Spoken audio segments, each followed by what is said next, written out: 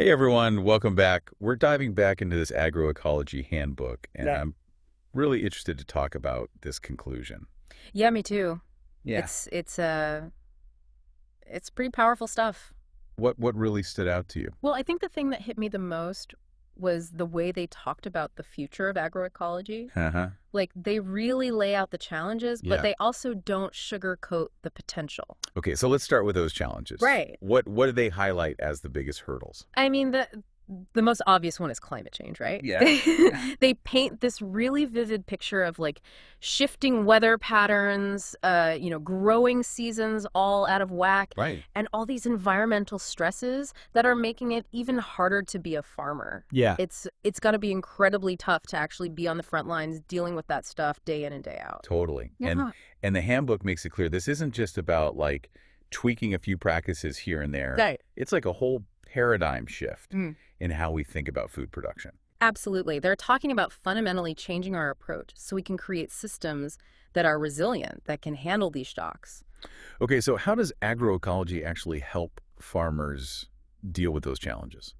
What are some of the strategies? Well, one of the key concepts is building resilience into the system itself. Mm, So they talk a lot about things like diversifying crops, integrating livestock, and really focusing on building healthy soil. okay. All of those things basically work together to create a more balanced ecosystem. So it's like spreading the risk. Exactly. If one crop fails because of drought or pests, you've got others to fall back on. Makes sense. But beyond those on-farm strategies, the handbook also stresses the importance of things like strong community networks Uh, and really supportive policies. When farmers have access to resources, they can share knowledge and get fair prices for their products. right. It's about creating a whole support system. Exactly. Not just for the crops, but for the people who grow them too. But climate change isn't the only hurdle, Yeah. right? Oh, definitely not. The handbook goes pretty deep into the economic realities too, especially for farmers trying to do things sustainably. That's something I wanted to ask you about. Mm. What are some of those economic barriers? Well, there's the whole issue of fair compensation. Yeah. Sustainable farming often means higher labor costs, maybe even lower yields sometimes, at least in the short term. Right. And the current market system doesn't always reward those efforts fairly.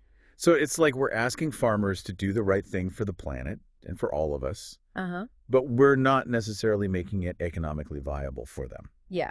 And then you've got these massive corporations controlling so much of the food system. Right. They're often focused on profits above all else, which doesn't always align with sustainability. It's tough, but the handbook doesn't just lay out the problems, right? No, they offer some potential solutions too. Okay, like what? Well, they talk about things like fair trade initiatives, direct marketing strategies, and even government policies that actually incentivize sustainable practices. So kind of leveling the playing field a bit. Yeah, exactly. Making it so farmers can actually make a decent living while also doing what's best for the environment. Sounds like it takes a multifaceted approach, Yeah, with everyone playing a part. absolutely. Consumers, policymakers, and of course, farmers themselves. And that brings us to the role of farmers, right? Right. What are some of the ways the handbook emphasizes their impact? I think one of the most powerful things is how they frame farmers as stewards of the land. Yeah. They're not just producing food, they're interacting directly with the soil, the water, the whole ecosystem. It's a huge responsibility. It is, and often it's not fully recognized. And the handbook argues that farmers are actually in a really unique position to be agents of change. Absolutely. They're the ones with the on-the-ground experience, the practical knowledge, the deep connection to the land. It reminds me of that example from the Machakos district in Kenya, Yeah. where farmers actually took degraded land and turned it into this productive agricultural haven using agroecological principles. Right. Amazing. It just shows you the power of their knowledge and their ingenuity. Yeah, and it proves that they really do hold the key to a more sustainable future for food. But they need support, right? Oh, definitely. The handbook talks a lot about providing farmers with the knowledge and the resources they need to succeed. Like what specifically? Well, education and training are crucial, Okay. making sure they have access to the latest research, practical techniques, all of that. But it goes beyond just information, right? Definitely. We need to create a system that values their work, provides fair prices, and gives them the power to make those sustainable choices. It's about investing in farmers as much as we invest in anything else related to our food. Exactly. Investing in farmers is investing in the future of our food system. And that leads to the question of how we can all better support them, right? Yeah. How can we, as individuals and as a society, help farmers make this transition? What are your thoughts on that? What can people actually do? Well, there are so many ways to get involved, and it really depends on your own interests and resources. Right. You could, so many ways, like supporting your local farmers. Right. You could shop at farmers markets or join a CSA. Uh-huh. Or you could advocate for better policies, ones that actually promote sustainable agriculture. Yeah. Or even just start talking to your friends and family about where their food comes from. I like that. Yeah. Making it part of the conversation. Exactly. Right. All those little things add up, Yeah, Oh. totally. So the handbook also talks about these farmer-to-farmer networks. Right. Those are so important. What do they do exactly? They basically create these spaces for farmers to share knowledge, swap stories about what's working and what's not. Oh, They can learn from each other's experiences and build this awesome community of support. yeah, because agroecology isn't one size fits all. Right. Yeah. Exactly. It has to be adapted to each farm and each region. Right. And these networks help farmers figure out how to make it work for them. So it's like a peer-to-peer learning thing. Yeah. And it also gives them a platform to advocate for their needs, Like to influence policy and stuff. because they're the ones who really know what's going on. Exactly. They're the experts on the ground. The handbook talks a lot about empowering farmers, Yeah, they're the ones who can really drive change. but it also talks about shifting consumer mindsets too. Oh, yeah, that's huge. How do we do that? Well, education is a big part of it. Okay. People need to understand the real costs of our current food system, Like the environmental impact and stuff? Exactly. The social costs, the health impacts, all of it. It's about connecting those dots, right? Yeah, helping people see that their choices at the grocery store actually have these ripple effects. Right. And once they see that, they're more likely to make different choices. But sometimes it feels overwhelming, Yeah. Where do you even start? Well, the handbook talks about the power of storytelling, Okay. like sharing stories of farmers who are doing things differently and seeing success. Putting a face to the issue. Exactly. It makes it more relatable, more inspiring. So it's not just about facts and figures No, it's about human connection. and just asking questions. Oh, yeah. Like, where does your food come from? How's it grown? What's the impact of those farming practices? Those are good questions to start with. Yeah, it gets people thinking. Ultimately, it's about building a food system we can all be proud of. That's the goal. One that's healthy for us, for the planet, and for our communities. I like that. Yeah. But we have to address these systemic issues too, right? Oh, definitely. The handbook is pretty clear about that. Like the influence of big agribusiness. Yep. And the need for some major policy changes. Okay, so let's talk about those policy changes. What does the handbook recommend? Well, one big one is redirecting subsidies. Mm-hmm. Right now, a lot of government money goes to support conventional industrial agriculture. Right. And that often leads to the very problems we're trying to fix. It's like we're propping up a system that's not working. Exactly. The handbook argues that we should be supporting the farmers who are adopting agroecological practices instead. Like organic farming and stuff? Yep. Things like cover cropping, integrated pest management. Yeah. That would create a much fairer system and encourage more farmers to make the switch. What about regulations? That's another key area. We need stronger rules to protect our natural resources, Like limiting pesticide use? Yeah.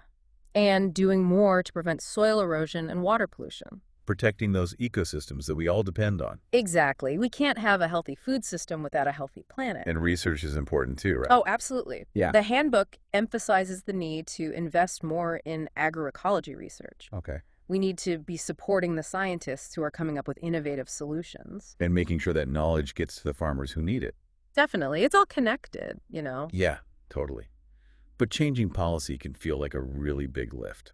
It can be. But the handbook also gives some inspiring examples, Oh. like communities all over the world that have successfully pushed for policy changes. So it's possible. Yeah.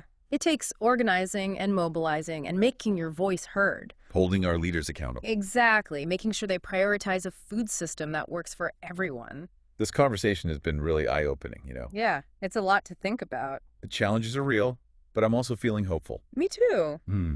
There's a lot of momentum building behind this movement. What are some of the signs of that?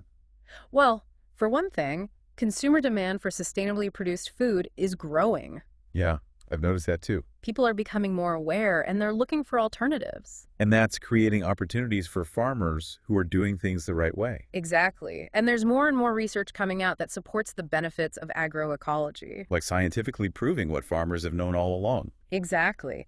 And that helps legitimize the whole movement. So we've got consumer demand, scientific backing, and this growing push for policy change. It feels like things are starting to shift. It's exciting, but it's not just about tweaking the current system, is it?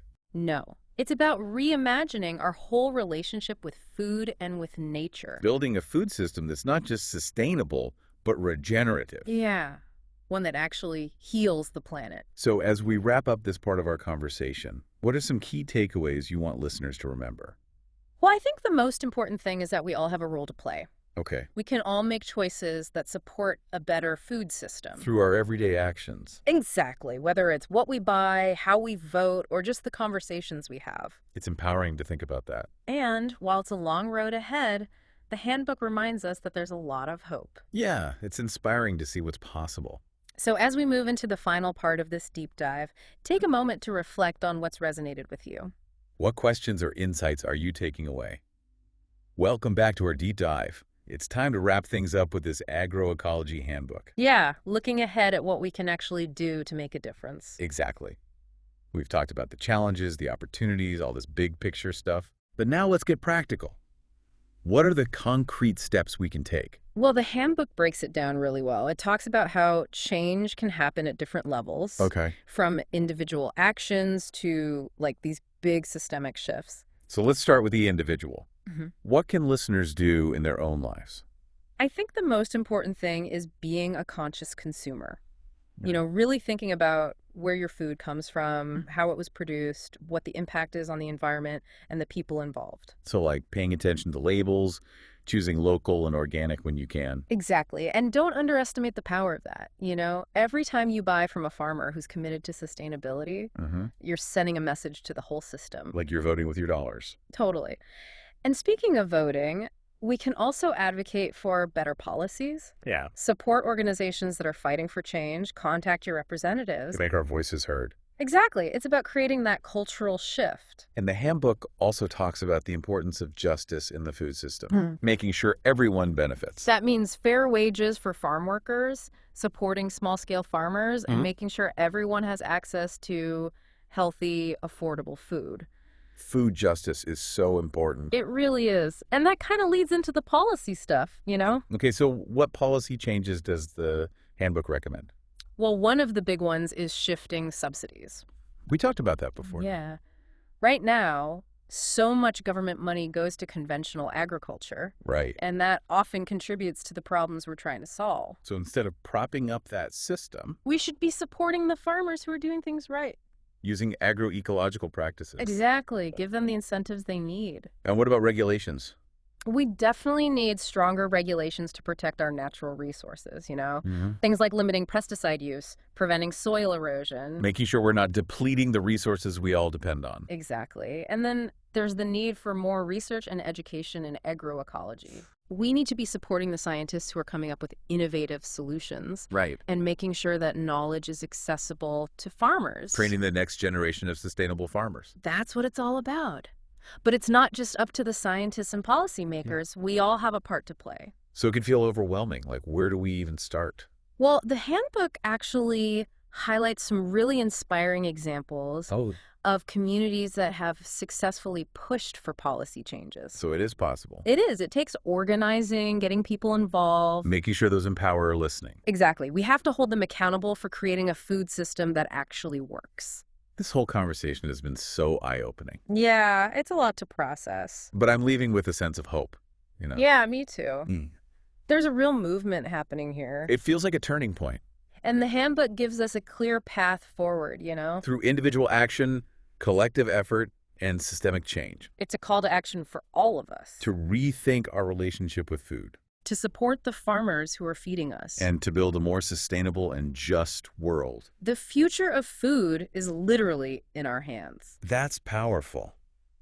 Thanks for taking this deep dive with us. It's been a great conversation. We hope you learned something and that you're feeling inspired to get involved. Remember, even small actions can make a difference. We can do this together. Thanks for listening, everyone.